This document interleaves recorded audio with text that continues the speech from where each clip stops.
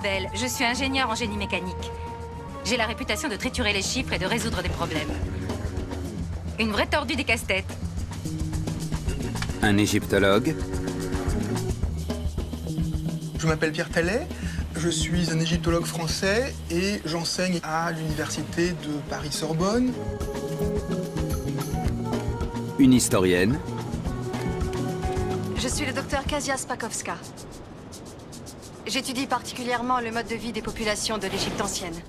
Et un ancien flic de choc, spécialiste du crime organisé. Je m'appelle Chris Mathers.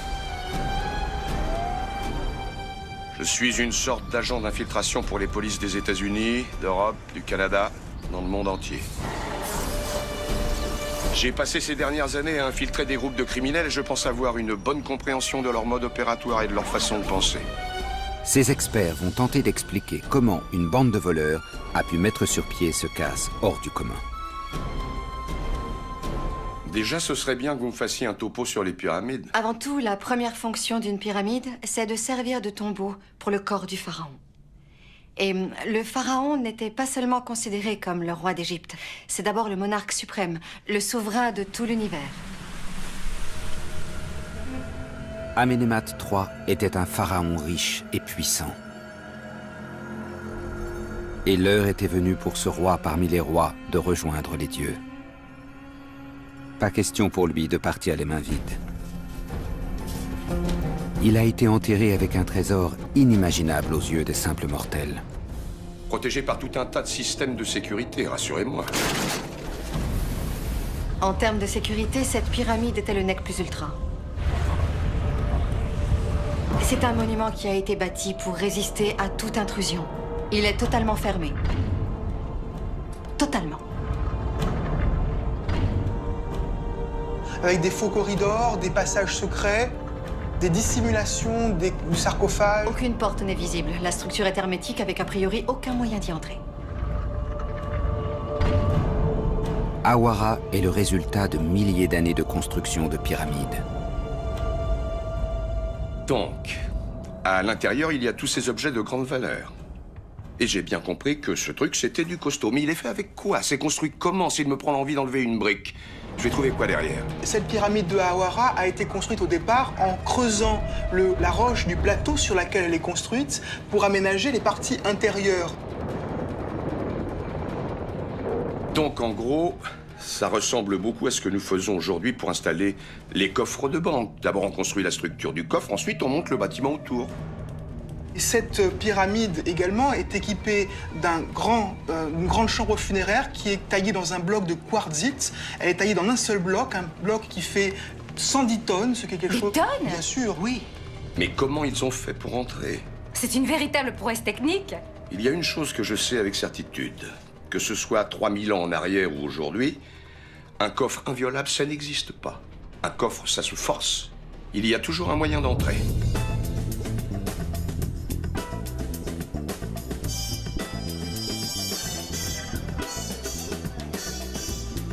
Effectivement, à un moment donné, quelqu'un a réussi à entrer dans ce monument imprenable.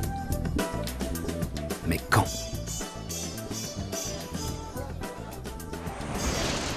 Environ un siècle après le règne du roi Amenemhat, des populations venues du Moyen-Orient prennent le contrôle du delta du Nil. La famille royale est obligée de quitter la région d'Hawara.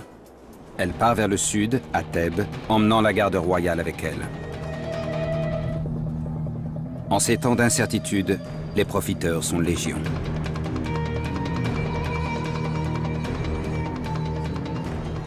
Ça ressemblait à quoi un criminel au temps des pharaons? La profession de voleur de tombes est certainement l'une des plus anciennes de l'histoire de l'Égypte et on la connaît dès les tout premiers temps de l'histoire pharaonique, dès l'instant où elle a commencé à mettre des choses précieuses à l'intérieur de ses tombes. Et pour toute entreprise criminelle d'envergure, il faut un cerveau hors du commun.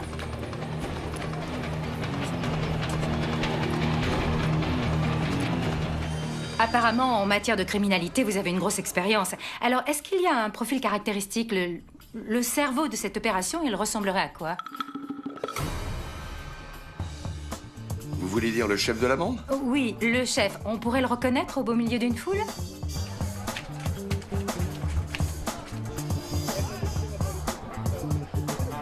Un chef de file, c'est quelqu'un qui peut diriger une banque ou braquer une banque. Il faut avoir les mêmes qualités. D'abord, il lui faut une certaine dose de charisme. En tant qu'officier de police, j'ai fréquenté un certain nombre de criminels durant de nombreuses années, et en général, ce sont des personnes toujours très agréables, qui savent entretenir leurs contacts. Mais bien sûr, ça ne les empêche pas de passer à la caisse et tout va pour le mieux, jusqu'au jour où les choses ne tournent pas comme ils s'y attendent. Bon, maintenant, comment le cerveau d'une bande de criminels arrive-t-il à convaincre les gens de le suivre? En leur faisant suffisamment peur? C'est possible. Est-ce qu'il sait quelque chose sur eux? Très souvent. Est-ce qu'il peut faire leur fortune? C'est la meilleure carotte. Il existe une description d'un disciple de Seth, le dieu égyptien du chaos. Et dans cette description, cet homme rassemble toutes les qualités dont vous venez de parler. C'est à la fois un meneur, un buveur, un amateur de femmes, et d'ailleurs, il a beaucoup de succès. Le genre de gars qui me plaît. On devrait peut-être essayer de leur donner des noms à nos bandits. J'imagine un type unique en son genre. Pour le chef, il faudrait trouver un nom qui lui colle à la peau. Dans l'Égypte ancienne, vous trouverez souvent des noms associés à la puissance d'une déité. Et dans le domaine qui nous concerne, l'un des dieux les plus importants était Sobek, le dieu crocodile. Donc, comme déclinaison de Sobek, on trouve Sobeki. Très bien, va pour Sobeki. Le chef s'appelle Sobeki. Sobeki! Sobeki! Sobeki! C'est peut-être un prince parmi les voleurs, mais pour la police, il est l'ennemi public numéro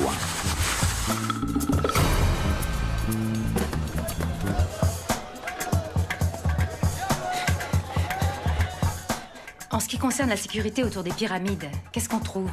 Il y avait des gardes qui étaient postés, des veilleurs? Qu'est-ce qu'ils avaient en charge? Oui, il y avait des gardes et des veilleurs. Et probablement aussi des membres de l'armée, des militaires qui travaillaient pour le souverain.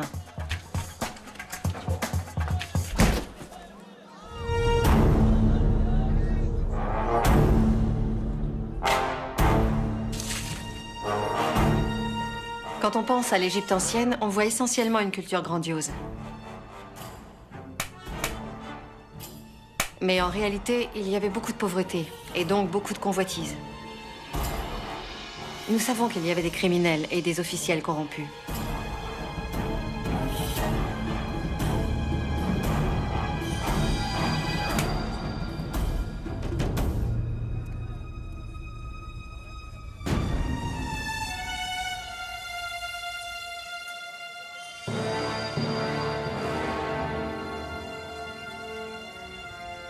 Tromper le service d'ordre, c'est une chose.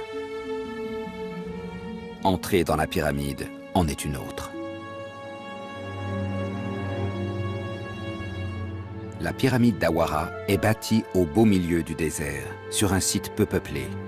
Difficile de s'en approcher sans être vu. Et personne n'en connaît l'entrée.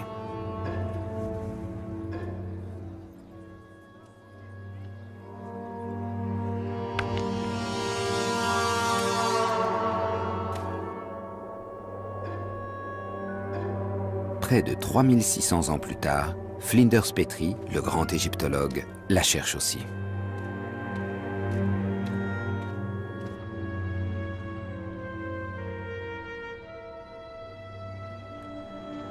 Nous nous trouvons actuellement du côté sud de la pyramide d'Amenemhat III. Et d'ordinaire, ce n'est pas sur ce versant-là des pyramides qu'on trouve les entrées.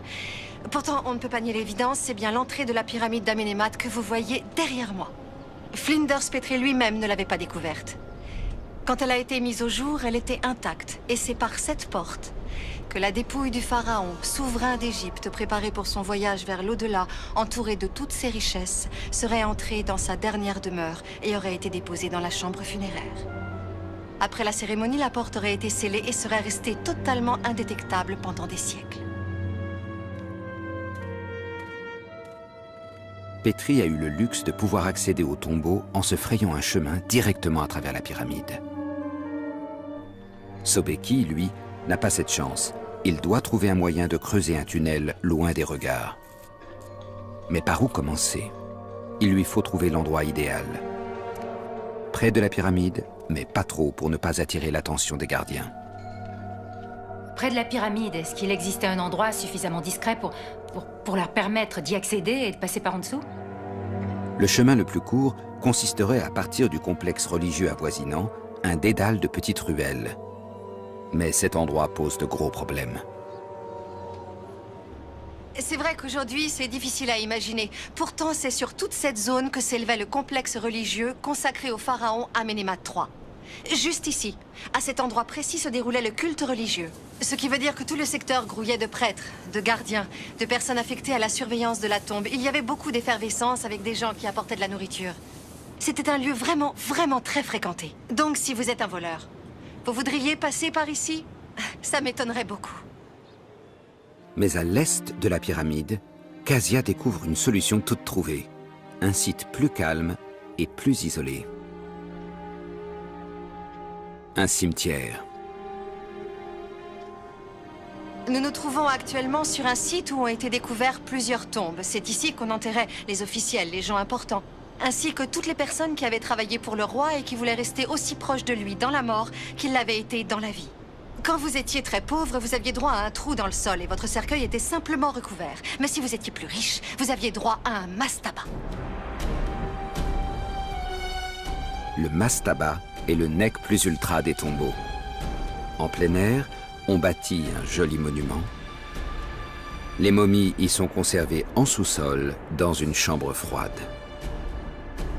Une chambre qui peut amortir les coups de marteau de voleurs creusant un tunnel en toute discrétion.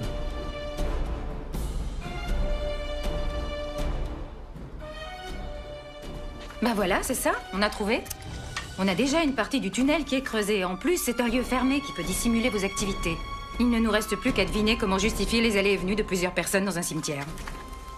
Ils doivent justifier leur présence. On pourrait imaginer qu'ils venaient l'entretenir. Il y a bien des gens qui devaient venir s'occuper des tombes de leur famille. Donc ils avaient déjà la possibilité d'entrer et de descendre avec une excuse qui paraît tout à fait légitime. Une fois dedans, c'est gagné. Un maître du crime avec un plan audacieux pour un casse extraordinaire. L'autre grande question est quand?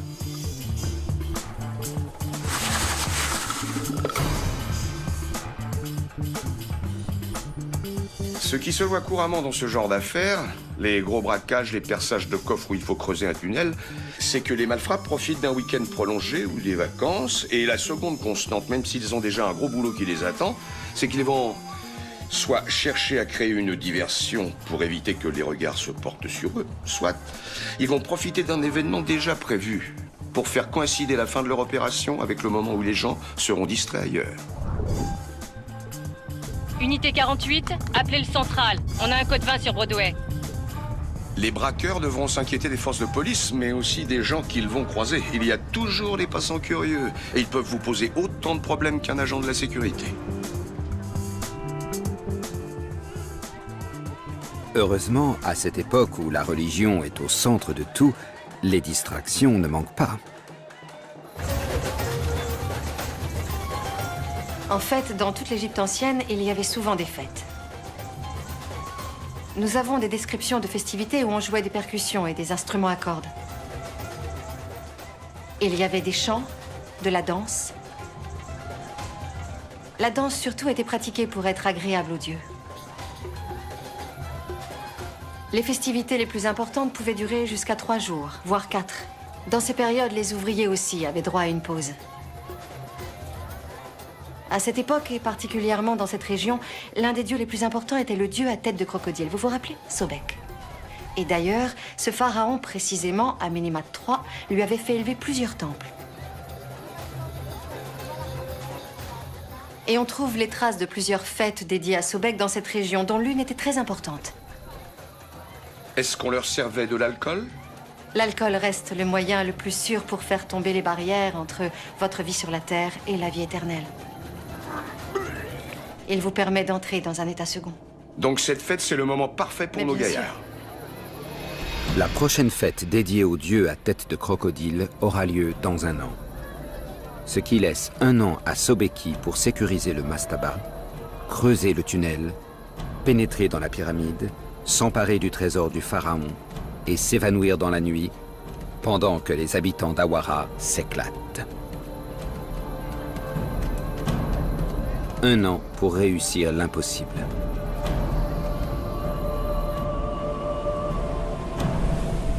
L'heure tourne.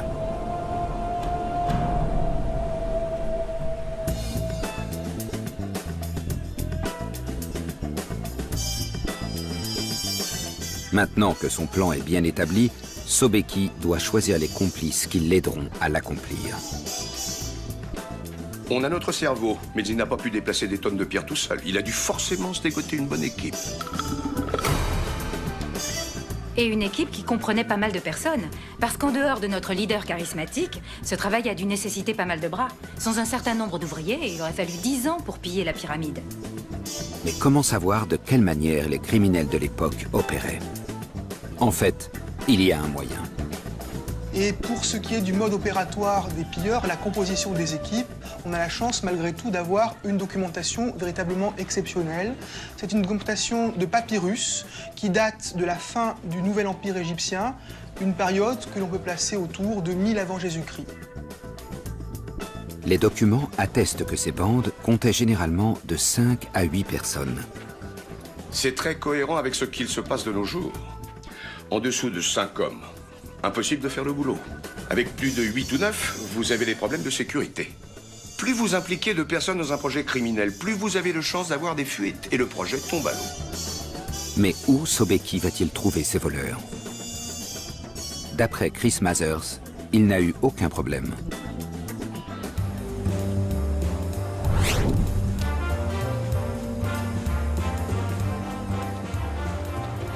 Les polices du monde entier ont la même théorie, on l'appelle la 10-90. Prenons ce marché par exemple, il ne doit pas être très différent d'un marché qui avait lieu il y a 4000 ans. Vous avez 10% des personnes présentes qui ne feront jamais rien de mal, pas de tricherie, pas de vol, pas d'arnaque.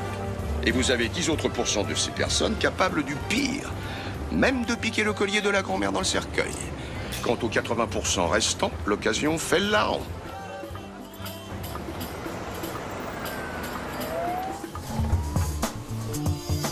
Voilà, Sobeki sait qu'il peut choisir parmi un certain nombre de criminels endurcis.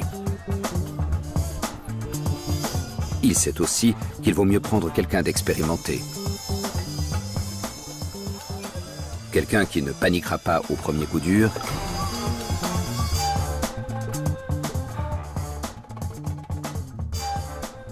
Et si c'est quelqu'un avec qui il a déjà travaillé, c'est encore mieux.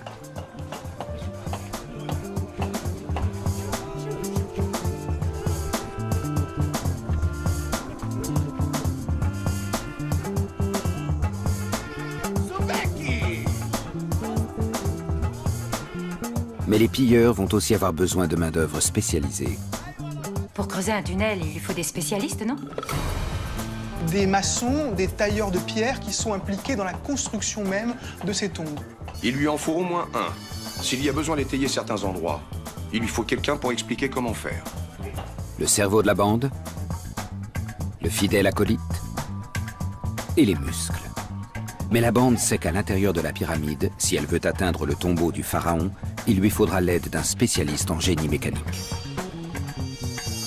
Je pense que l'idéal serait d'avoir un ingénieur.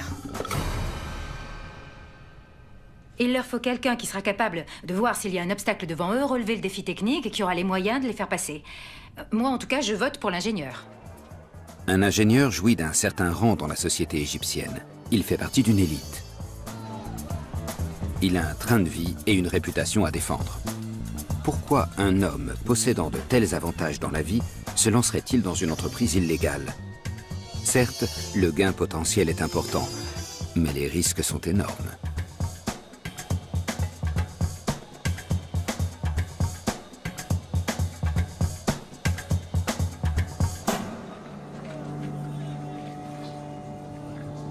À propos, Oui? qu'est-ce qu'on risquait à cette époque?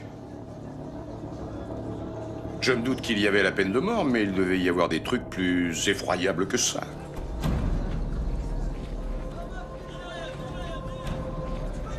Oh oui, ils étaient très inventifs en la matière. À l'intérieur de divers tombeaux, il y a des inscriptions. Des dessins très révélateurs qui montrent qu'on pouvait sacrifier un être humain de la même façon qu'on sacrifierait une vache en l'honneur des dieux. Comment? En gros... On l'éventrait? C'est ça. Éventrer, saigner. Et si ce n'était pas suffisant, on vous brûlait. Sachant que le bûcher, c'était la punition suprême. Les Égyptiens pensaient que s'il ne restait rien du corps, c'était la réduction à néant. C'était pire que la mort. Parce qu'après la mort, vous pouvez renaître, mais pas après le bûcher. Impossible de tenter un tel braquage sans un ingénieur compétent. Mais pour Chris, les moyens d'influencer un honnête homme sont vieux comme le monde.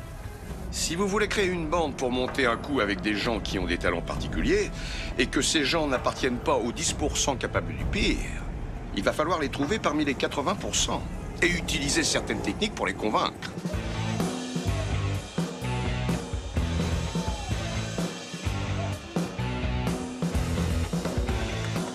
Vous savez, historiquement et encore plus récemment, l'outil idéal pour faire pression sur un individu, c'est la femme.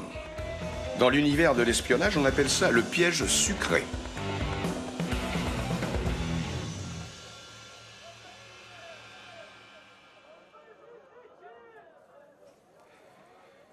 Il y a plusieurs façons de faire chanter quelqu'un. Soit vous l'obligez à faire quelque chose, soit vous l'extorquez.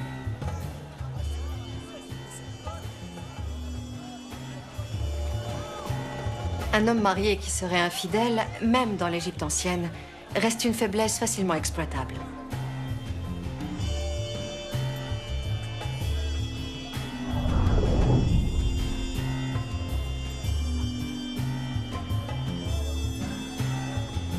C'est Al Capone qui disait que c'est plus facile d'obtenir ce qu'on veut avec un mot gentil et un flingue que juste avec un mot gentil. Je crois que... Et d'après vous, c'est ce qui s'est passé? Ah, j'en mettrais ma main au feu, j'ai vu ça dans presque tous les coups montés.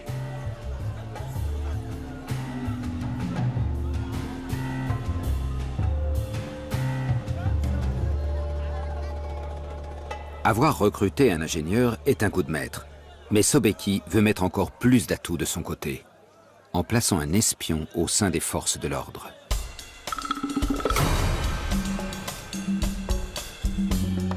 La seule façon d'obtenir des informations solides, c'est en se servant des femmes, encore une fois, et c'est particulièrement vrai dans cette société.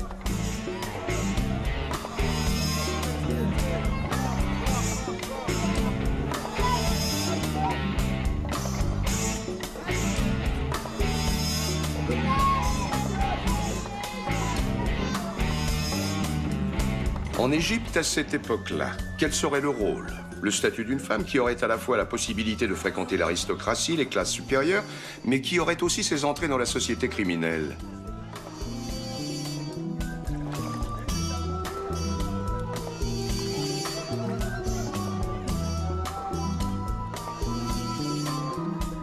Une femme pouvait être chanteuse, musicienne, mais elle pouvait être aussi spécialiste des coiffes.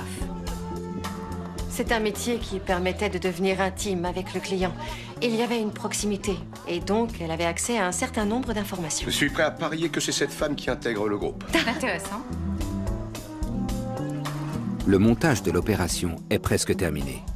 Il ne manque plus qu'un élément.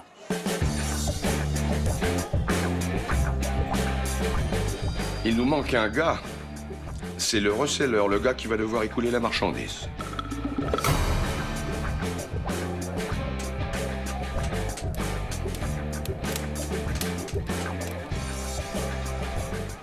Ce trésor, ou ce butin, vous l'appelez comme vous voulez, une fois qu'ils l'ont sorti, c'est quoi? C'est de l'or? Ce sont des bijoux avec de l'or? De toute façon, il faut qu'ils le transforment. Parce que si la police tombe dessus, il ne faut pas qu'on sache que ça sort de la pyramide. Des documents du Nouvel Empire nous renseignent sur les personnes qui ont aidé les pilleurs à écouler cet or. On a une corporation de personnages qui s'appelle les Choutis.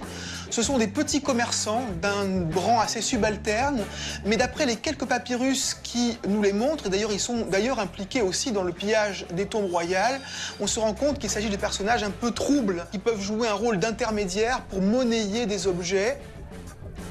Donc, une personne de ce type pourrait très bien être notre reseller, celui qui va réceptionner la marchandise volée et la transformer.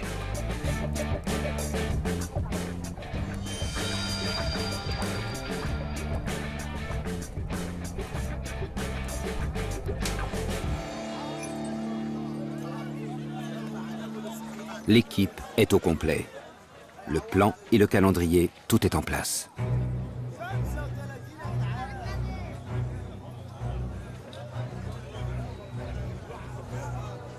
Pour Sobeki et son équipe, il est temps de passer à l'action.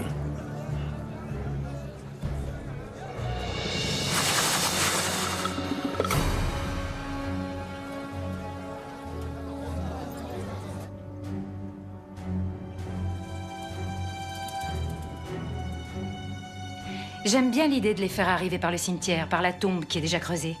Et le trou est certainement situé à la même profondeur que le caveau de la pyramide.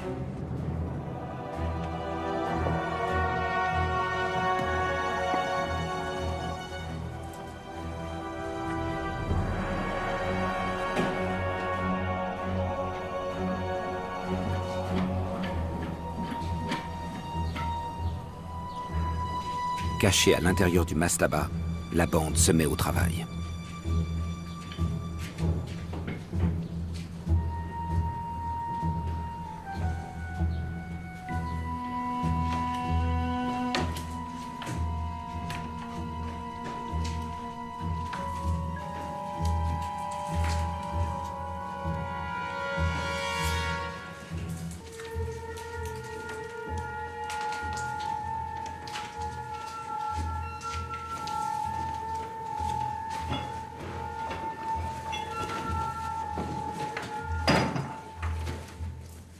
D'après vous, il y a quelle distance entre le tombeau du cimetière et l'endroit où ils vont arriver à la pyramide? 5, 6, 7.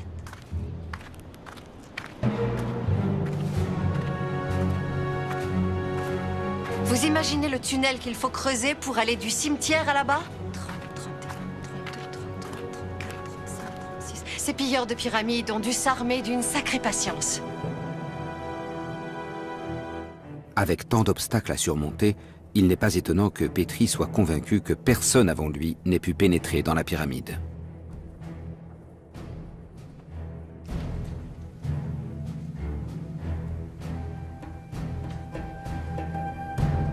Il n'avait pas d'explosifs, sans parler d'une éventuelle pelleteuse ou même d'une foreuse, autant d'outils qui paraissent essentiels pour ce travail. Comment ont-ils fait? À cette époque, on trouvait une grande variété d'outils en métal, mais ils ont dû aussi prendre des outils en pierre. De la pierre pour attaquer la pierre. Une pierre plus dure. Ça prendrait combien de temps pour creuser un tunnel dans du calcaire avec pour tout outil, je sais pas comment ça s'appelle, on va dire une pierre pointue?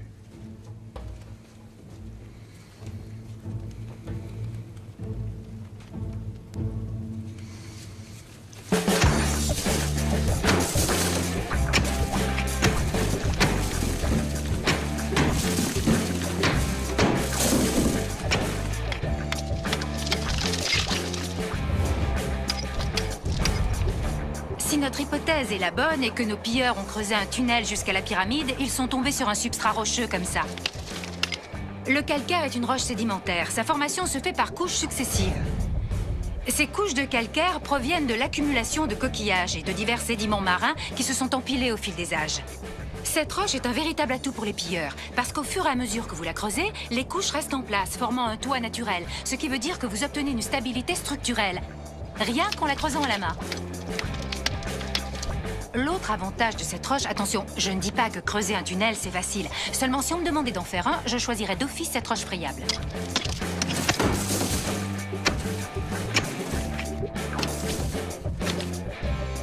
Au début de toute grande entreprise, le moral est au plus haut. Donc on a 7 ou 8 gars là-dedans. Ils sont descendus dans le trou, et on ne les reverra que quand ils auront creusé jusqu'à la sortie. Manque juste l'eau et la nourriture. Mais c'est pas un problème, nos gaillards sont motivés. Surtout quand on sait la fortune qui les attend s'ils réussissent.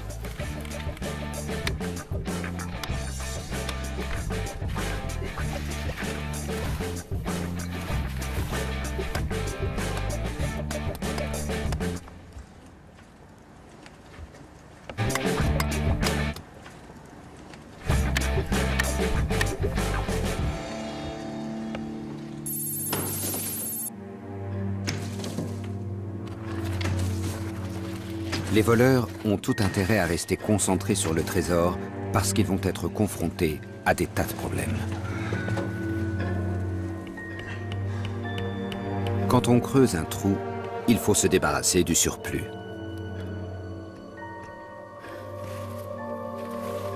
Bon, alors il se retrouve avec des tonnes de terre à sortir du tombeau. Je sais comment on pratique de nos jours. Mais eux, comment ont-ils fait? Dans d'autres tombeaux et dans une pyramide d'une période antérieure, nous avons trouvé des traces qui indiquent qu'ils avaient des paniers relativement plats avec des poignées de chaque côté. On peut supposer qu'ils s'en sont servis pour sortir la terre. Ce qui serait bien, c'est d'essayer de commencer à quantifier la masse de gravats dont on parle. Ce qu'il faut, c'est faire un simple calcul de densité pour le calcaire. Ce qui nous donne pour un tunnel de 50 mètres, 120 tonnes de gravats. 100 mètres linéaires de tunnel, 240 tonnes de gravats. Il faut qu'on trouve comment ils ont pu se débarrasser de tout ça de la façon la plus discrète. Ça paraît être un exploit presque impossible. Ils ont dû opérer sans doute de nuit. En plus, ils n'ont pas pu uniquement s'en débarrasser à l'entrée du tunnel. Il a forcément fallu qu'ils aillent plus loin pour étaler la terre, pour pas qu'on la remarque.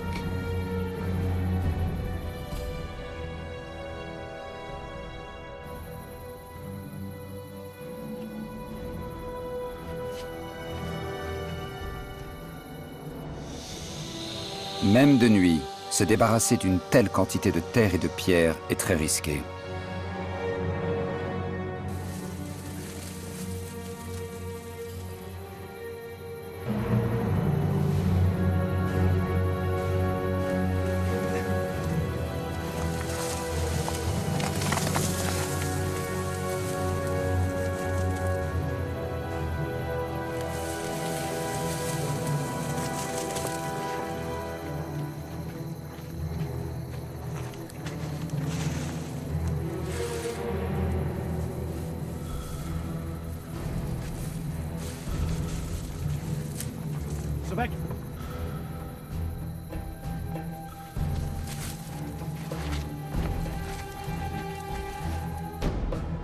Les Mexicains disent souvent « plomo o plata ».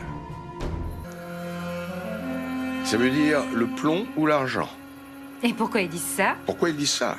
Ils le disent quand ils tombent sur quelqu'un d'indésirable, pour lui faire comprendre que soit il l'achète, soit il le tue.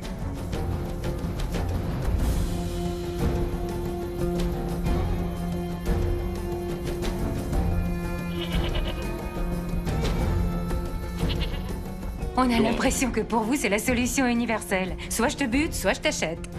Encore une de vos théories criminelles. On dirait un vrai bandit. C'est la vie, on ne se refait pas. Vous parlez carrément comme eux.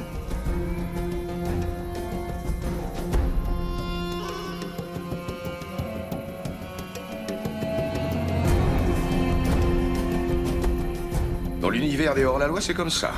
Vous avez des possibilités qui ne sont pas valables pour tout le monde, mais pour eux, si. Ils ont des options supplémentaires. Vous avez ce gars qui tombe sur vous en train de commettre un délit. Il a le choix entre donner l'alerte, et là, il meurt, ou il se tait et il devient riche. Vous, qu'est-ce que vous feriez?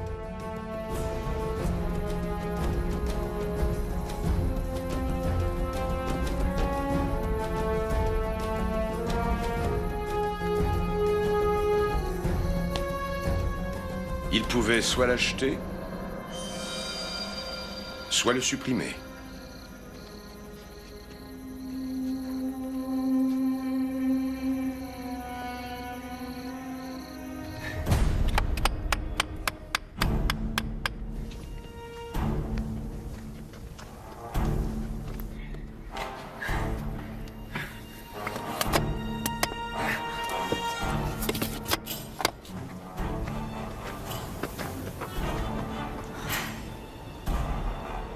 J'ai compté qu'il y avait environ une 50aine de mètres depuis l'endroit où les pilleurs ont démarré jusqu'à l'endroit où je suis maintenant.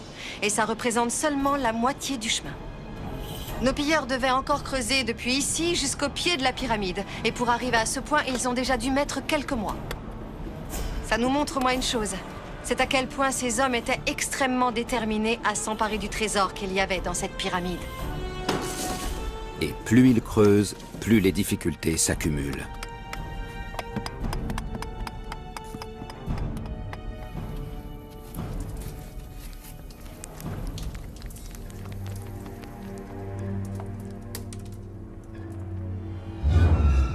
Ce qui est super avec le calcaire, c'est que comme les couches sont horizontales, elles forment un toit naturel. Le point noir, c'est qu'il comporte des fractures ou des joints verticaux. Ce défaut structurel est sans aucun doute un problème que nos voleurs ont dû rencontrer. Sur ma gauche, vous avez un exemple de fracture verticale qui est un joint naturel. Et ce joint peut provoquer l'effondrement de plusieurs couches. Si vous creusez, tout vous tombe sur la tête. Imaginez un toit qui s'effondre.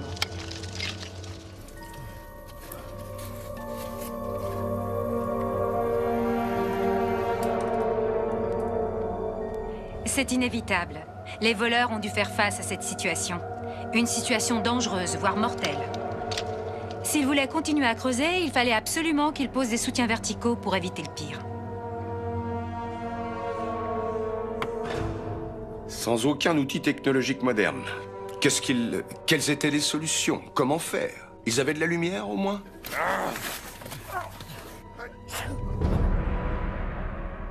Je ne sais pas si vous êtes déjà allé dans un tunnel sous terre, plongé dans le noir. C'est terrifiant. Une fois, je suis allée dans une mine de cuivre. Ils avaient éteint toutes les lumières. Vous vous retrouvez dans le néant, totalement paralysé.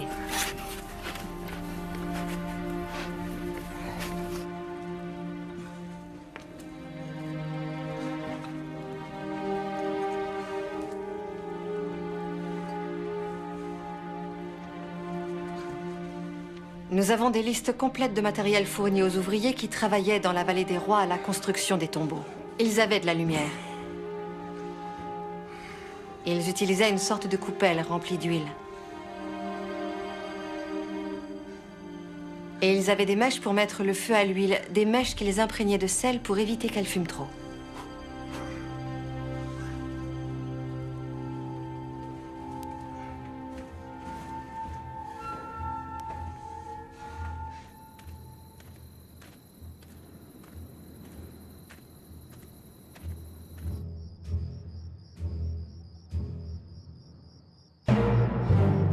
Une lumière au mauvais endroit, à un mauvais moment, peut être suspecte.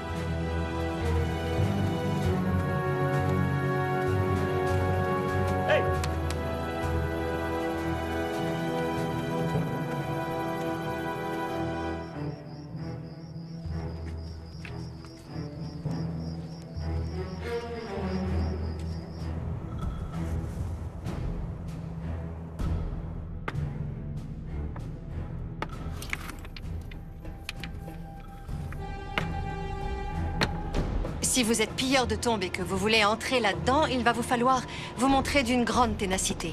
Mais il vous faudra surtout espérer que vous allez dans la bonne direction. Vous êtes sous terre, sans repère.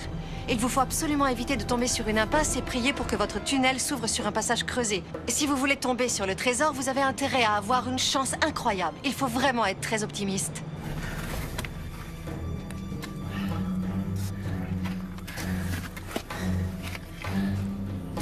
Plus les voleurs progressent sous la pyramide, plus les risques d'effondrement augmentent.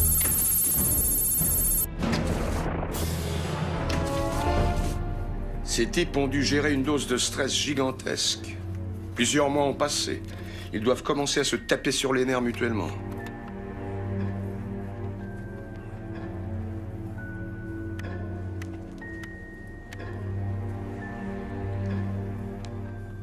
Il faut un leader très costaud pour les garder unis.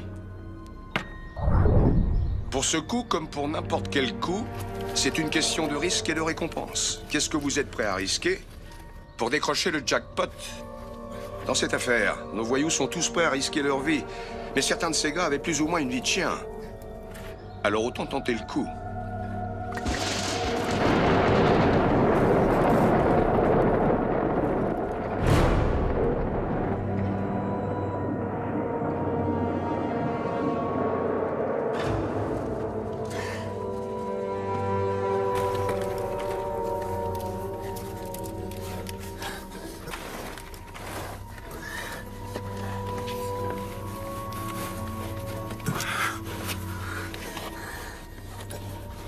Ils avaient la volonté d'accomplir ce travail qui comportait un énorme danger de mort. Ils ont pris le risque de creuser un tunnel qui pouvait s'effondrer. Tout ça sur la simple promesse d'avoir de l'or. Mais un autre élément qui est clair, c'est que la vie n'était sans doute pas très chère à cette époque-là. Je pense qu'ils ne devaient pas se soucier finalement autant qu'un homme moderne du danger qu'il pouvait y avoir.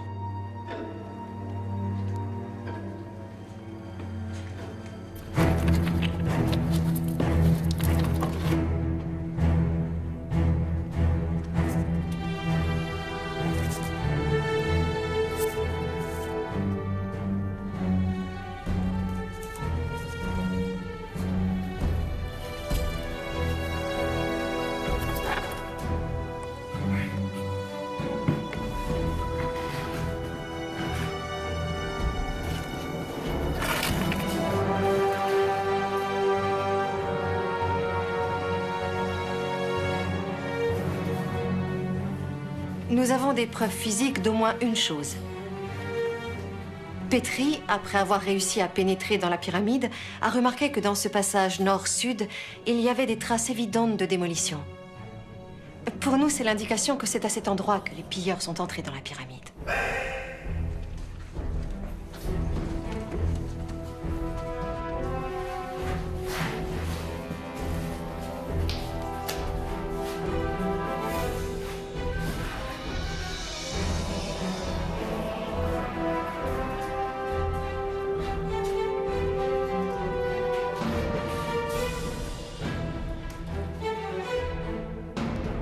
Petrie relève des traces qui prouvent que les voleurs sont entrés par une chambre située au sud-ouest de la pyramide.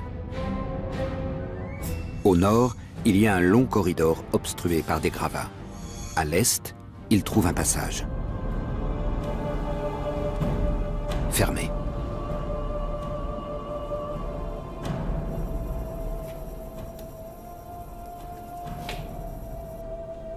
Il y avait une porte ici.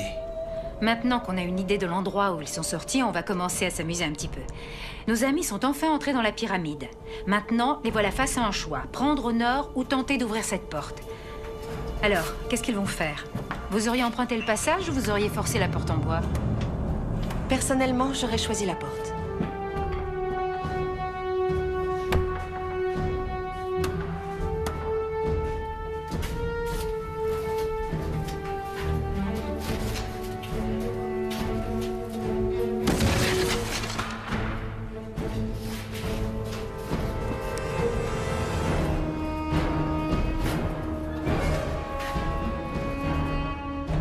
Derrière cette porte, il découvre un passage qui traverse la pyramide d'ouest en est.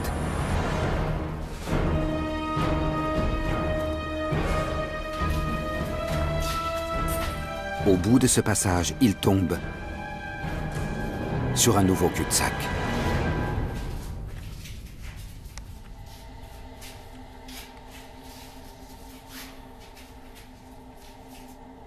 Ils ont dû défoncer la porte ici. Et ils se retrouvent avec deux passages qui se terminent en impasse. Ils ont trouvé deux passages. Un corridor donnant sur un espace vide, l'autre bouché par des gravats. On est en train de faire un travail de détective pour comprendre ce qui s'est passé. Je pense que quand on se retrouve devant deux impasses, on est obligé d'en choisir une. Moi, ça me paraît logique. Donc les chances sont de 50-50. Monsieur, venez voir ça. Tout au bout du premier passage nord-sud, Petrie a retrouvé des traces d'excavation. Dégager des gravats semble être la solution la plus facile. Et à l'évidence, les voleurs mordent à l'hameçon. Donc, à un moment donné, quelqu'un a bien essayé de passer par là, croyant qu'il y avait forcément quelque chose derrière.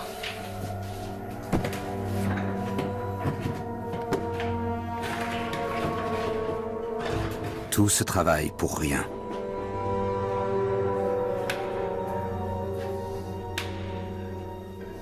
Ces deux passages servaient à quoi exactement? À dérouter d'éventuels voleurs? Il pourrait être un trompe-l'œil, un leurre pour les éventuels pilleurs de la tombe, mais certains égyptologues pensent en fait que cela pourrait être aussi quelque chose qui a une valeur symbolique et qui rappelle une deuxième tombe pour le roi à l'intérieur même de la pyramide.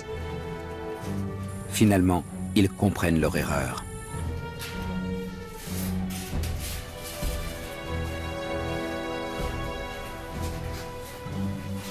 Et au final, ils ont fait marche arrière. Ils ont décidé de prendre le passage est-ouest. Ils ont sûrement sondé les murs, tapé dessus pour détecter une différence de son.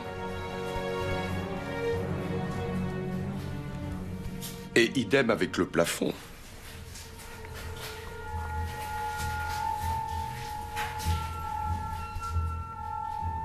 Et là, haha.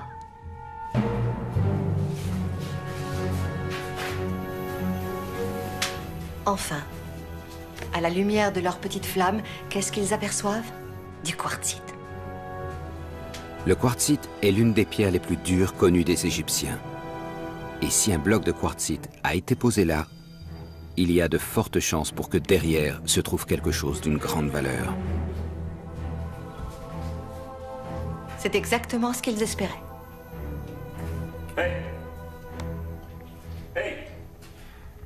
Ils comprennent qu'ils sont sur la bonne voie.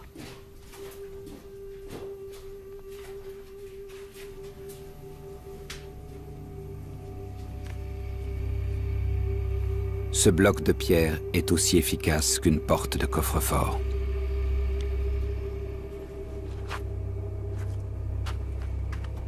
En étudiant la zone, Petri découvre qu'il y avait une porte dissimulée dans le plafond. Une porte en quartzite. C'est un matériau très très dur, une pierre vraiment lourde. Et cette trappe était ouverte. C'était une grosse trappe? Quelle taille? Impossible. Petri a estimé qu'elle devait faire dans les 11 tonnes.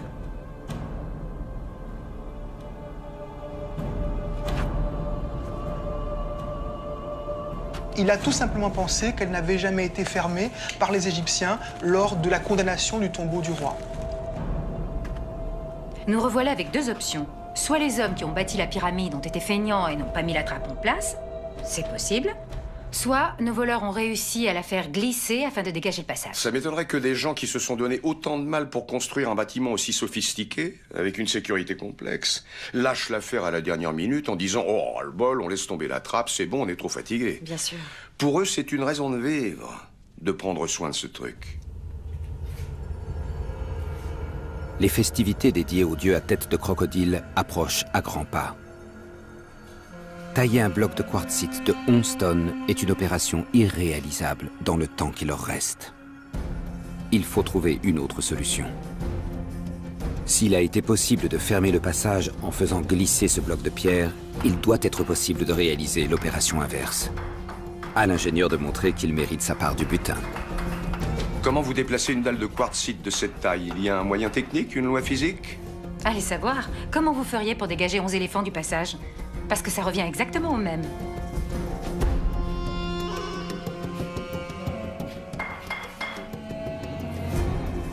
On sait que les Égyptiens pouvaient déplacer des gros blocs de pierre, mais pour le faire, ils avaient à leur disposition des centaines d'esclaves en action. Là, nos voleurs sont combien? Peut-être 8, au maximum. La difficulté pour déplacer un bloc de pierre de cette taille, c'est le frottement.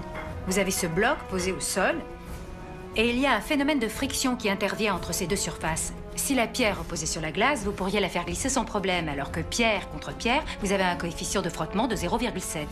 Qu'est-ce que ça signifie? Ça veut dire que si vous avez une pierre de 5 kg, vous aurez besoin de 70% de la force pour la faire glisser au sol. Donc, pour une pierre de 5 kg, il me faut une force de 3,5 kg.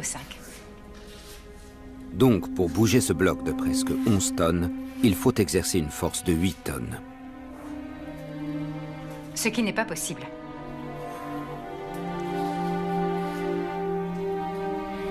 Il y a quand même peut-être une solution. D'abord, il faudrait trouver un moyen de soulever la pierre par effet de levier, puis mettre un rondin d'un côté et ressoulever la pierre pour mettre un autre rondin de l'autre côté. Notre coefficient de friction redescend de 0,7 à 0,02. On passe à du coefficient de roulement. On a dit qu'on avait 11 tonnes qui correspondent à 25 000 livres, fois 0,02, ça nous donne 500 livres, soit 250 kilos. Donc, une fois sur rondin, c'est ce qu'on a à déplacer.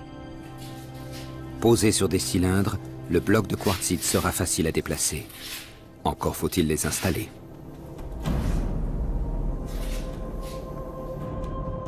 S'ils parviennent à soulever ce monstre à l'aide d'un levier, le reste sera un jeu d'enfant.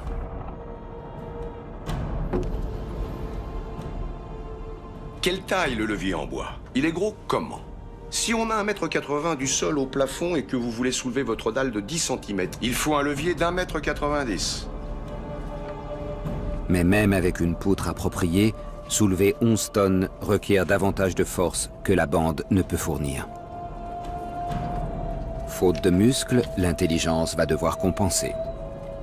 Il leur faut inventer une machine capable de démultiplier la force de quelques hommes. Cette machine, c'est un bélier. Et bien évidemment, ils doivent transporter cet engin en pièces détachées.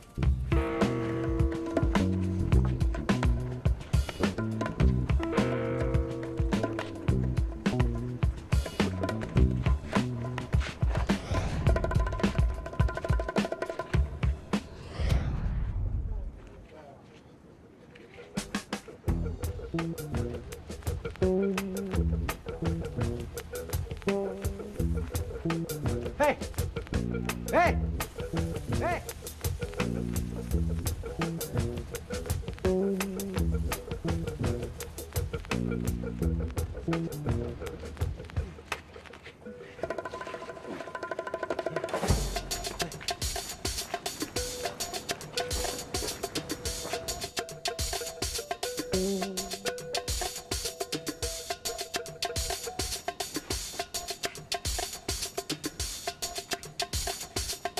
On va faire appel à l'énergie cinétique.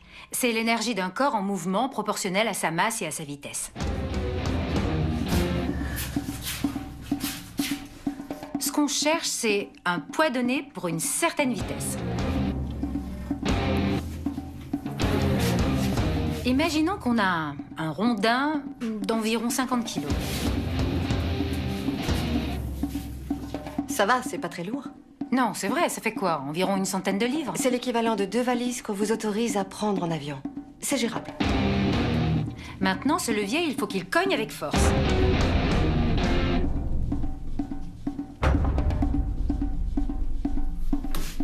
Et si on arrive à lui donner une vitesse de 3 mètres par seconde, c'est très faisable.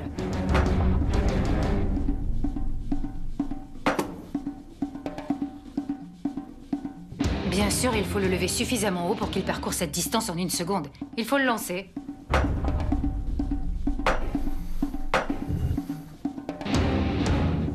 En résumé, avec une force d'impulsion suffisamment grande et un rondin suffisamment gros, ça va prendre du temps, mais chaque impulsion que vous donnerez soulèvera petit à petit votre bloc de pierre.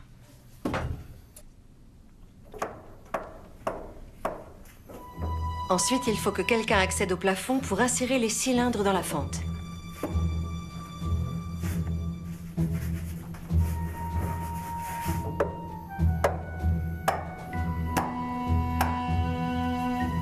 Dès que la dalle de pierre est posée sur roulement, la force de frottement a quasiment disparu. Et là, on fait entrer en action des leviers de la bonne taille pour la faire glisser.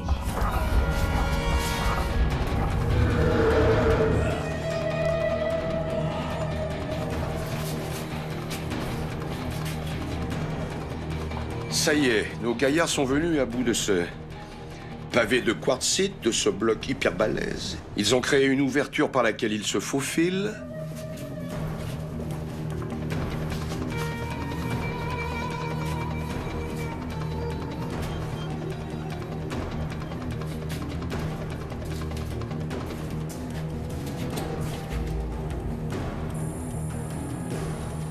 Ils vont forcément trouver quelque chose. On peut pas continuer à les envoyer de tous les côtés. Je crois qu'on est arrivé à un stade critique de tension.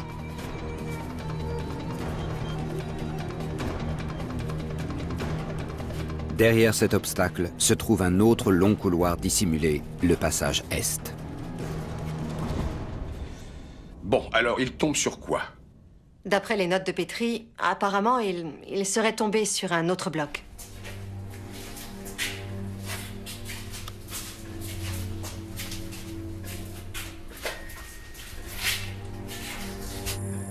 Encore un énorme bloc de quartzite.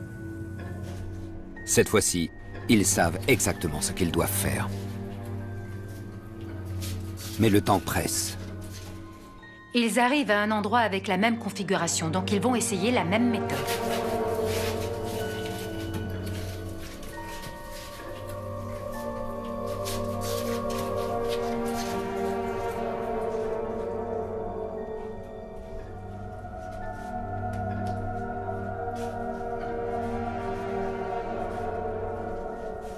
J'imagine l'excitation qu'ils ont dû ressentir. Plus ils avancent, plus les passages sont courts.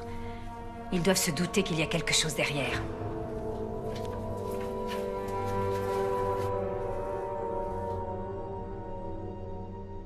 Ils ont dû comprendre qu'ils tournaient autour de la chambre funéraire.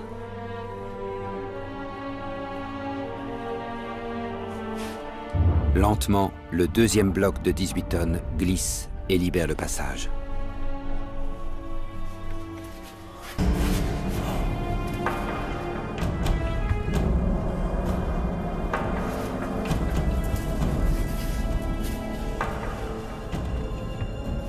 Ils savent que l'or du pharaon n'est plus très loin. Ils en sont où? Qu'est-ce qu'ils trouvent à cet endroit? Ils sont tombés sur le trésor? Qu'est-ce qu'ils voient?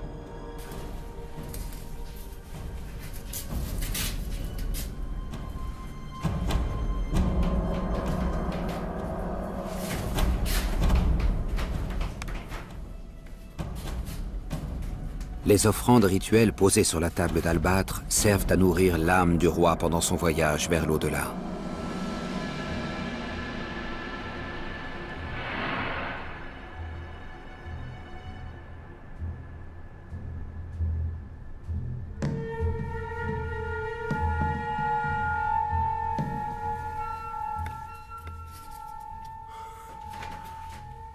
Ils sont plus très loin, non?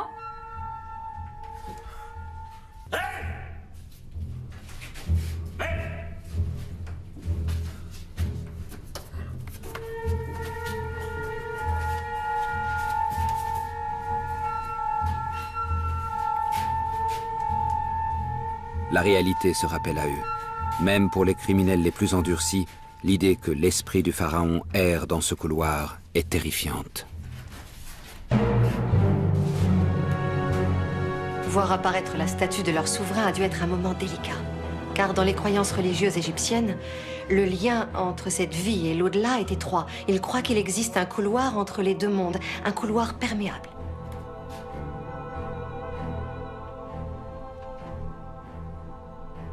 De la même façon que le roi pouvait passer dans l'autre monde, les démons et les damnés pouvaient faire la traversée inverse.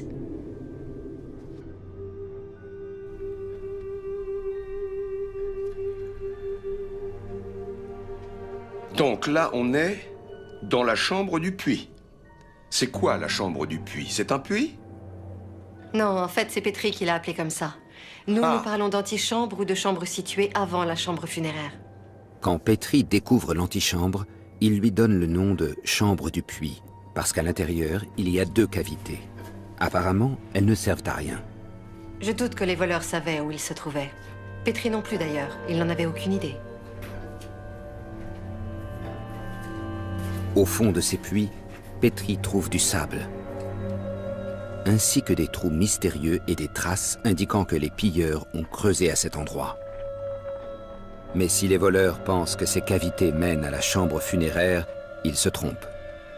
À ce moment-là, ils devaient être très troublés. Ils ont dû examiner le plafond minutieusement, pareil pour les murs. Il fallait qu'ils trouvent la chambre funéraire.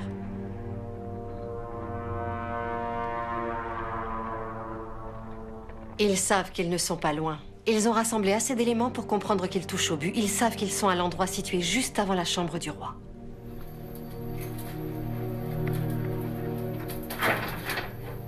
Les puits ne mènent nulle part.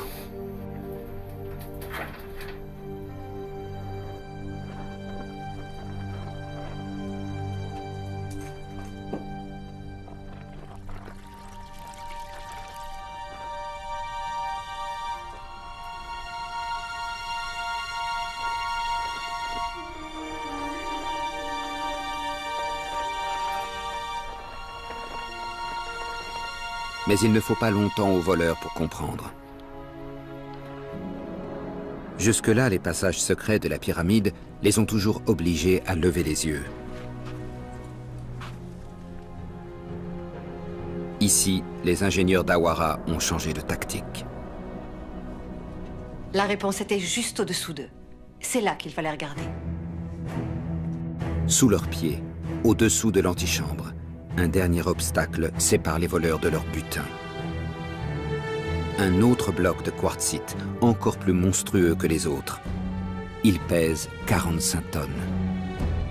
Le couvercle fermant la chambre du pharaon est plus lourd que les 2 autres réunis. Il représente l'une des plus grandes prouesses techniques de cette pyramide. Il a dû être mis en place après l'enterrement du roi. Mais comment ? L'explication se trouve dans les 2 puits mystérieux situés de chaque côté de l'antichambre.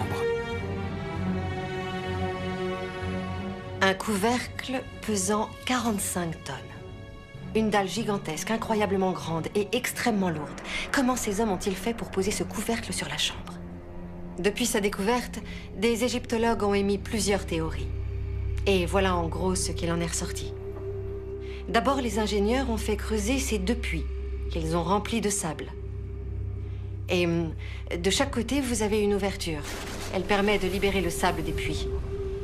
C'est cette opération qui permet à la dalle de descendre et de recouvrir la chambre funéraire pour la sceller. Très ingénieux. Malin. C'est comme un système hydraulique avec du sable. Ils ont fait ça il y a 3700 ans. C'est vraiment Les impressionnant. Égyptiens étaient très intelligents. Aucun autre pharaon n'a encore utilisé ce système pour sceller son tombeau. Je ne crois pas qu'on ait d'autres exemples de quelque chose d'aussi élaboré pour fermer une chambre funéraire que ces lits de sable avec cet écoulement latéral permettant d'abaisser un très très gros bloc de quartzite. Entre les voleurs et le trésor, il y a donc cette énorme dalle.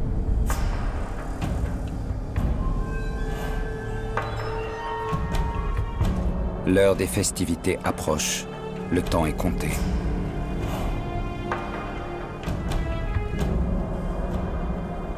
À ce moment-là, un gangster russe vous dirait « C'est de you putsch ». Ça veut dire « il y a toujours une solution ».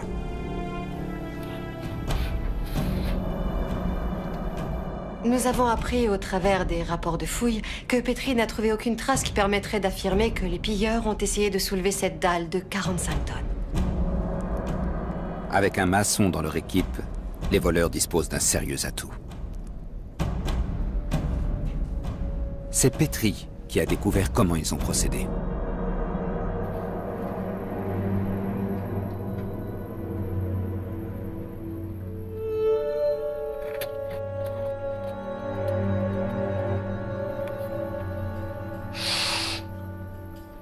Le feu et l'eau, bien sûr.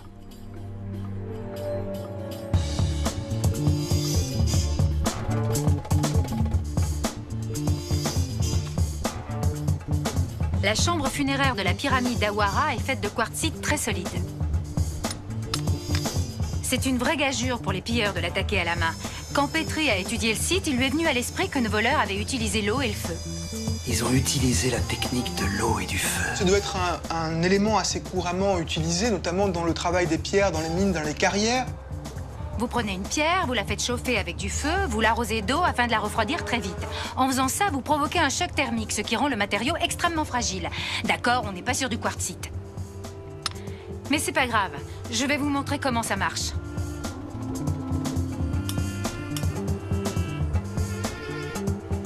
Pour l'instant, je chauffe la roche au chalumeau. Toutes les matières ont un coefficient de dilatation. Il indique jusqu'à quel point un objet se dilate à la chaleur. Dès que j'arrêterai de chauffer la roche, je vais l'arroser à l'eau froide. Elle va se contracter et elle va subir le choc thermique qui va la rendre plus fragile. Une fois la pierre fragilisée, elle deviendra moins résistante et cédera plus facilement aux coups de marteau. Là où j'ai chauffé, j'arrose très vite avec de l'eau. Tout ce qu'il me faut maintenant, c'est un marteau.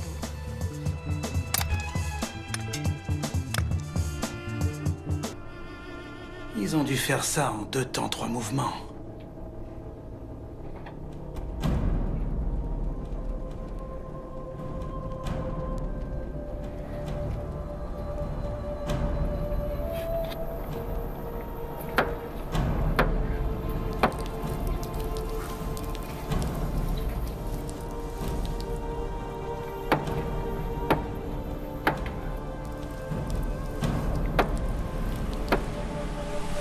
On sait maintenant que l'expérience a fonctionné. Ils ont réussi à faire sauter la pierre avec de l'eau et du feu.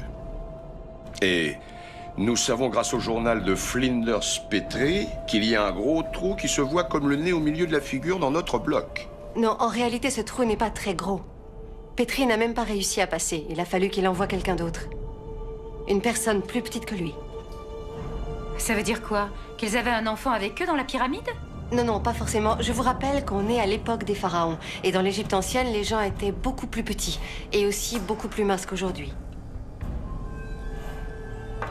Il y avait moins d'écart entre la taille des hommes et celle des femmes.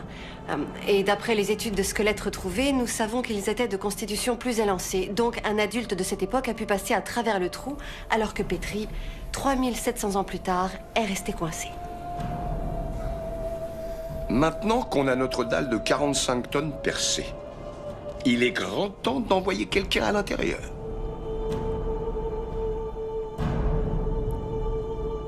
Au bout de 6 mois de travail à creuser avec les ongles, ça a dû être un sacré moment. Moi-même, je suis excitée alors que j'y étais pas.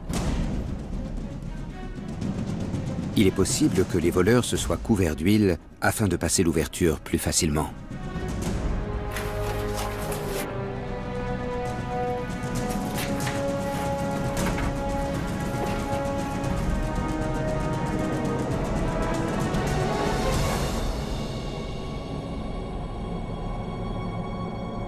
Bon, ils prennent de la lumière, ils descendent dans le trou.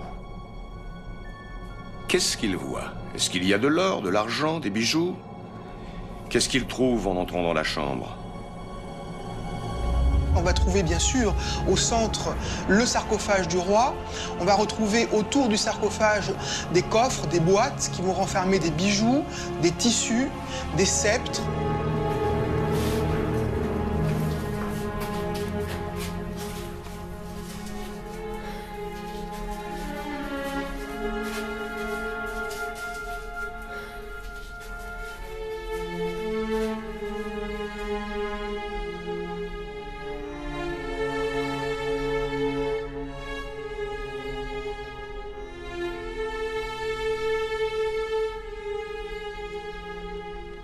Beaucoup de gens ont vu le trésor de Toutankhamon. Est-ce ce genre de choses que nos voleurs vont découvrir dans ce tombeau? Le règne de Toutankhamon est postérieur de plusieurs siècles. Notre affaire se déroule bien avant lui. À une époque où la bijouterie était moins tape à l'œil, mais les bijoux de la dynastie du Troisième Empire étaient d'une très grande finesse. L'art des maîtres d'œuvre avait atteint son pic. D'ailleurs, le Moyen Empire est considéré comme la grande période classique pour la littérature et l'art égyptien.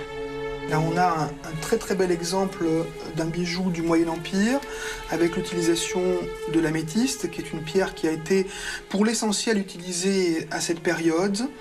Les Égyptiens recherchaient également toutes sortes d'autres pierres précieuses sur leur territoire et en particulier, ils utilisaient la turquoise. On retrouve dans cette bijouterie notamment le lapis lazuli.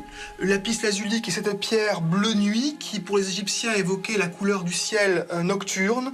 Ce lapis lazuli qui était d'autant plus précieux en Égypte qu'il fallait le faire venir de très loin. C'est une pierre qui vient de l'actuelle région d'Afghanistan, avec bien sûr un très abondant usage de l'or. L'or est également très étroitement lié au symbolisme solaire qui est évidemment omniprésent dans l'enterrement d'un roi. Et bien sûr, on avait dans ces mêmes bijoux des perles de différentes couleurs, comme la cornaline qui est rouge. La cornaline, qu'est-ce que c'est? C'est une pierre dont on fait des bijoux, une pierre rouge, une pierre semi-précieuse. C'est magnifique. J'adore. Et je vous le redis, à l'époque, le travail des artisans était de toute beauté. Ils assemblaient de petites pièces cerclées d'or en filigrane.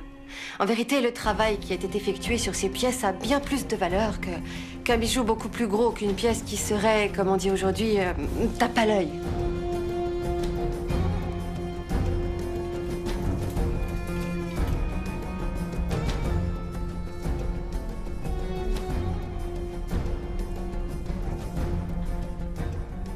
Vous dites que ça n'a pas dû être facile de sortir le butin. C'est parce que ça s'est fait petit à petit et de nuit? Non, pas vraiment. En fait, ce qu'il faut prendre en compte, c'est qu'à l'époque, si vous vous faites attraper avec le fauteuil du pharaon, c'est clair qu'on va comprendre tout de suite où vous voulez être procuré.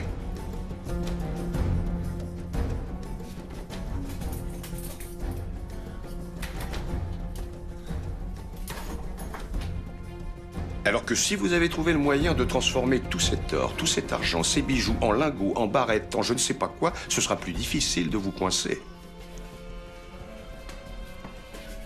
Je pense qu'il était crucial pour nos voleurs d'être capables de transformer leur butin en quelque chose qui, A, ne devait pas être facilement identifiable, et B, était plus facile à transporter.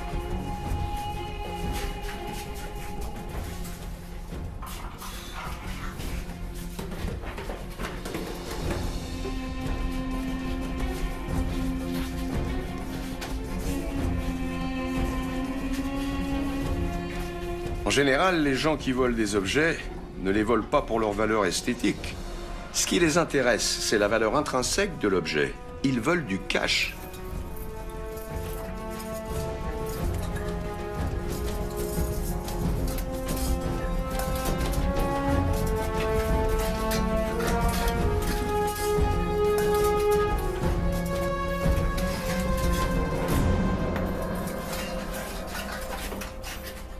Il faut aussi qu'ils prennent une décision, non? Il faut qu'ils choisissent ce qu'ils vont prendre de préférence.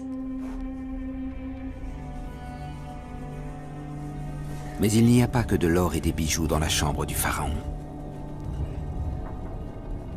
Une fois dans la chambre funéraire, ils vont trouver toutes sortes de mobilier. Il y aura entre autres un coffre contenant les vases canopes.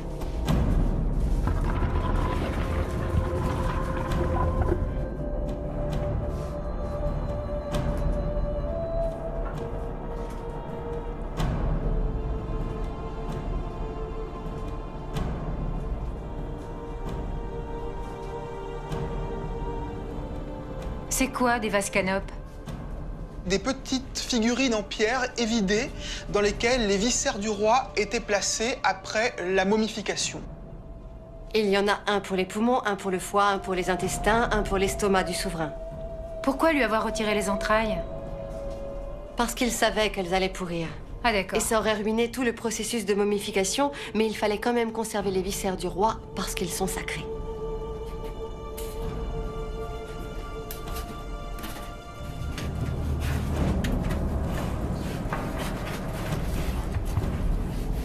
En pénétrant dans la dernière demeure du roi, Petri découvre que le couvercle du sarcophage a été déplacé.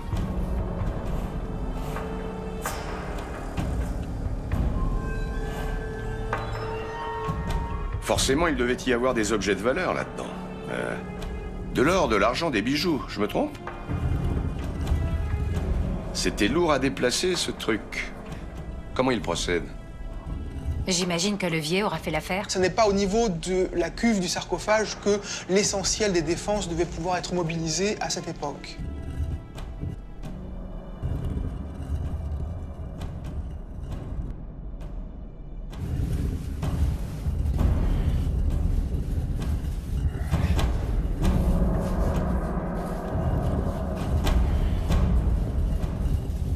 On a retrouvé beaucoup de sarcophages dont le couvercle avait été déplacé, alors ça ne devait pas être trop difficile. Ah oui, c'est sûr, quand on sait que ces mecs avaient réussi à se faire un bloc de quartzite de 45 tonnes, ça n'a pas dû être un problème de forcer le cercueil du vieux.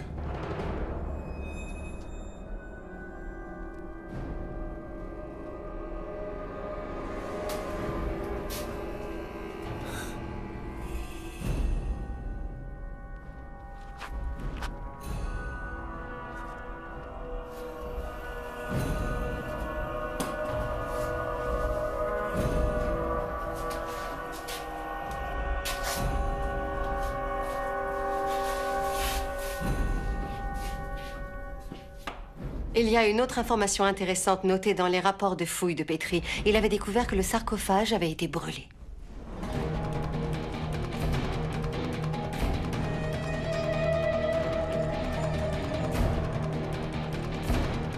Il y avait des traces de feu, des marques de brûlure, des restes carbonisés. Donc, on sait que les pilleurs n'ont pas laissé la tombe intacte après leur passage.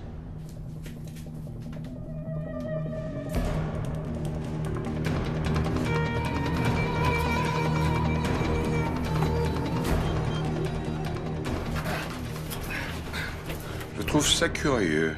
Je pense que s'ils l'ont fait, c'est qu'ils avaient une bonne raison.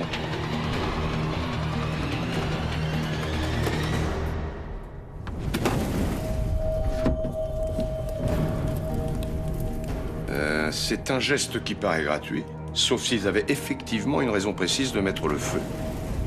En fait, on peut imaginer qu'à différents niveaux, comme ce qu'on connaît pour la momie de Toutankhamon, il y a des bijoux qui sont déposés sur le corps du roi, mais on peut aussi avoir glissé des amulettes dans les bandelettes qui entourent la momie. Oui, en fait, tous ces bijoux ne sont pas forcément immédiatement accessibles, et c'est sans doute cela qui explique ce mode opératoire un peu brutal des pilleurs de tombes à cette époque-là. Ils n'ont plus qu'à balayer les cendres et récupérer ce qu'ils veulent. Peu importe la dépouille du pharaon, au point où ils en sont, l'objectif c'est de faire main basse sur tout ce qui a de la valeur.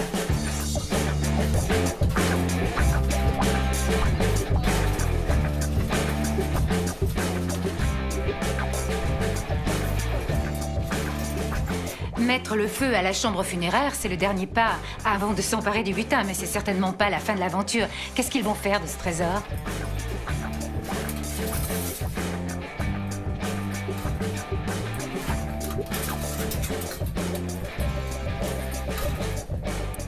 C'est le moment de vérité, quoi. Les voilà avec de l'or, en veux-tu, en voilà, leurs efforts ont payé.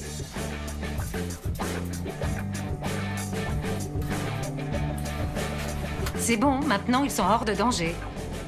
Non, pas tout à fait, même pas du tout.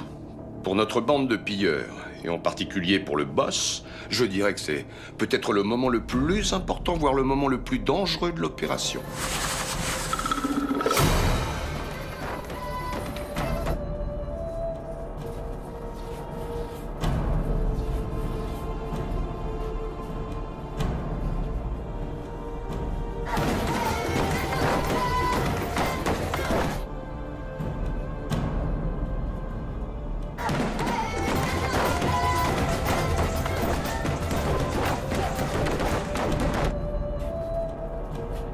C'est là que le chef doit faire preuve d'une grande force de caractère pour garder ses hommes concentrés sur l'objectif. Parce qu'il faut encore faire sortir le butin.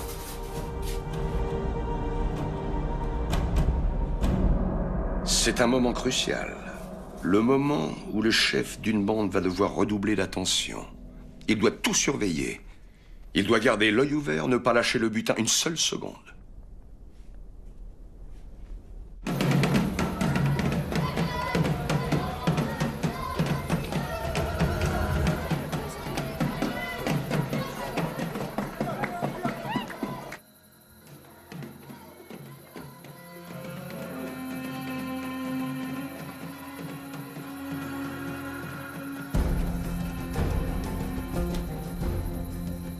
Le gros problème, c'est de contrôler ces gars.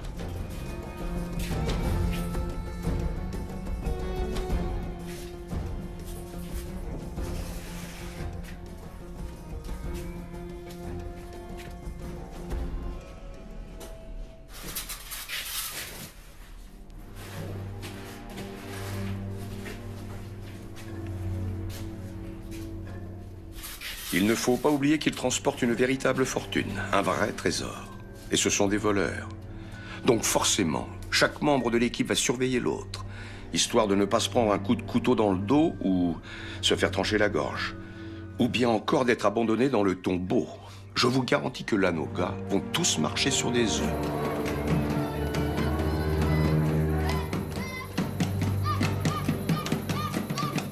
Je sais que vous êtes un dur, que vous en avez vu d'autres, mais je voudrais savoir, honnêtement, il devait quand même être un peu excité. Soulagé, ça c'est sûr. N'oubliez pas que ce sont des hommes costauds. C'est pas le genre à s'exciter pour un oui ou pour un non.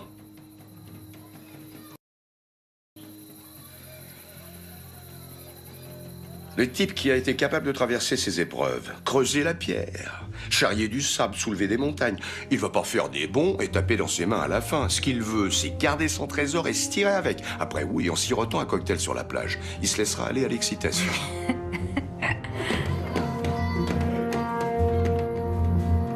Sont-ils jamais arrivés sur cette plage? Personne ne le sait. Le trésor du pharaon n'a jamais été retrouvé. Le mystère reste entier.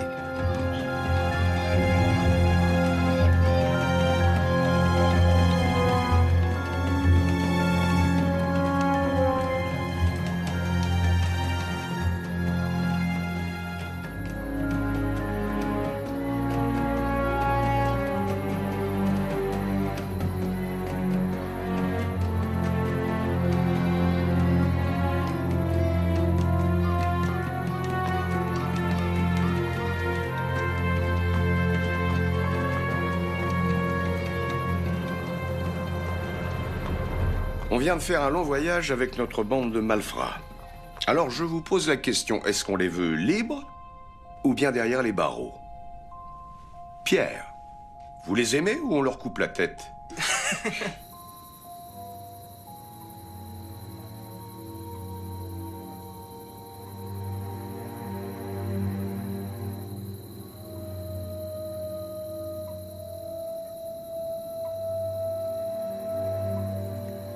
Casia, vous êtes d'accord avec votre collègue? Non, pas complètement. Je comprends son point de vue. Moi aussi, je préférerais savoir ces objets toujours en place et, dans un scénario idéal, avoir la possibilité d'organiser de nouvelles fouilles où les chercheurs trouveraient de nouvelles écritures hiératiques. Mais d'un autre côté, j'aime bien l'idée que des gens très pauvres puissent sortir de la misère, qu'ils reçoivent quelque chose en échange de leurs efforts. Moi, sans aucune hésitation, j'envoie tout le monde derrière les barreaux. sachant que Diane va nous proposer une toute autre conclusion. Je reconnais que ce béquille m'a séduite. J'ai pas l'habitude de craquer pour les voyous. Mais pour lui, j'avoue que j'ai un faible. Ces garçons étaient inventifs, ils avaient l'esprit d'aventure. Et en plus, ils sont devenus riches. Tout à fait.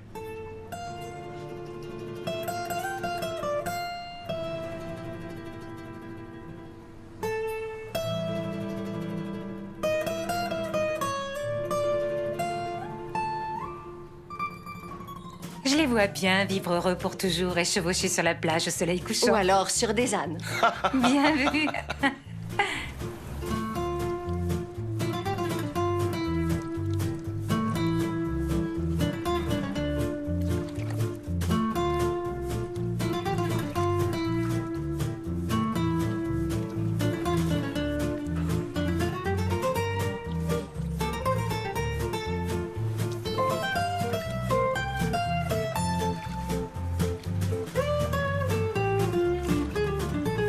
C'est ici que s'achève notre aventure. Les méfaits de nos criminels seront restés secrets pendant près de 3600 ans. Flinders Petrie se passionnera pour l'Égypte toute sa vie. Il continuera à chercher des tombeaux jusqu'en 1912, avant de poursuivre ses travaux en Palestine. Amenemhat III est le dernier pharaon à avoir été inhumé dans une pyramide. En comprenant que la pyramide d'Awara avait été pillée, les Égyptiens se sont peut-être dit qu'aucune pyramide n'était inviolable. Ceci restera sans doute l'héritage éternel des voleurs d'Awara.